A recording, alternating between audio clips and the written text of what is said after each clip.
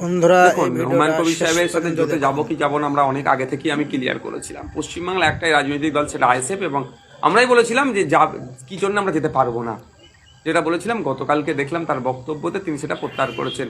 এটা সত্যি বলছে, এটা সাধুবাদ জানাবো যে মানুষ সে তার ভুল করার পরে ভুলটাকে রেকটিফাই করছে। এখন দেখার বিষয়, মমতা ব্যানার্জি বলেছিলেন বলে হুমায়ুন কবির সাহেব বলেছেন, একাধিকবার হুমায়ুন কবির সাহেবের কথা বলেছে। তা মমতা ব্যানার্জি এই বিষয়ে হুমায়ুন কবির সাহেবের বিরুদ্ধে ব্যবস্থা গ্রহণ করে কি, এক নম্বর কথা।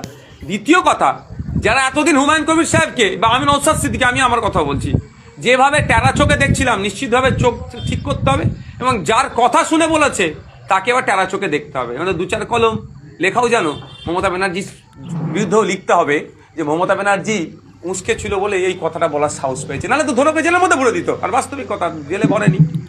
থাকছে এখন হুমায়ুন কবির সাহেবের সাথে জোটের ব্যাপার। আমরা যেহেতু গতকালকে হুমায়ুন কবির সাহেব তিনার বক্তব্য থেকে তিনি অনুতপ্ত হয়ে ফিরে এসেছেন, যে বক্তব্য তার দেওয়া অনুচিত হয়েছিল বা তিনি অনুতপ্ত, এই মর্মে তিনি কথা বলেছেন। নিশ্চিতভাবে আগামী দিন আমাদের যখন পার্টির রাজ্য কমিটির মিটিং হবে, এই বিষয়টা নিয়ে আমরা জোরালো আলোচনা করব।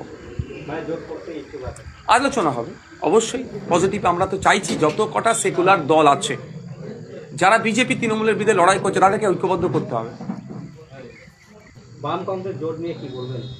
আলোচনা বামেদের সাথে আমাদের হয়েছে একাধিকবার হয়েছে।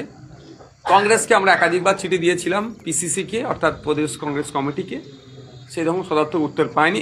আনঅফিসিয়ালি আমরা জানতে পারলাম এই ধরনের সিদ্ধান্ত নেওয়ার ক্ষেত্রে এআইসিসিকে তারা প্রাধান্য দেয় বা এআইসিসি নেয়, সেই জন্য আমরা সেটা